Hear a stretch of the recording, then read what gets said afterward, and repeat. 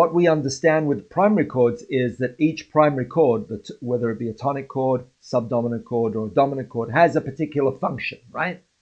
So the tonic chord functions in a certain way. It functions as a home chord. The subdominant functions in a certain way. It functions as a chord that likes to move away from the tonic chord. The dominant chord functions in a certain way. It's a chord that likes to move toward the tonic. Right. So now what I'm going to do is I'm going to say the secondary chords, their function is to help the primary chords, right? They can be used to color the primary chords in certain ways, to also to substitute for the primary chords, and this is where it gets interesting. So how do we do that? How do we use the secondary chords to do that?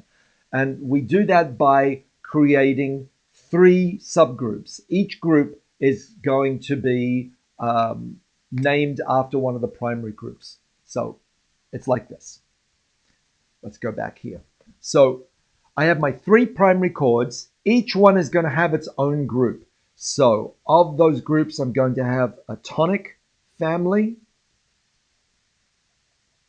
named after the tonic chord in the primary chords, right?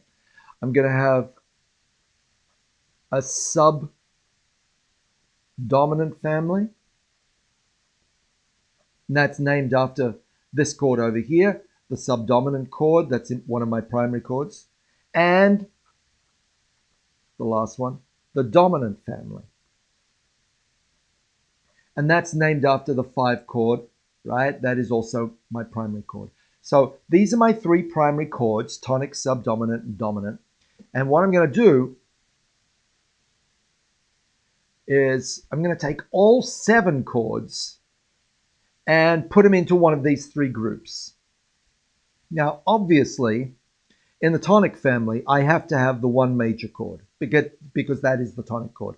And in the subdominant family, I have to have the 4 major chord.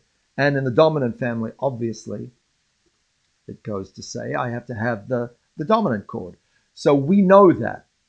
But these other 4 chords are going to be parceled off into one of these 3 families. And they will become helper chords, substitute chords, replacement chords for these 3 chords.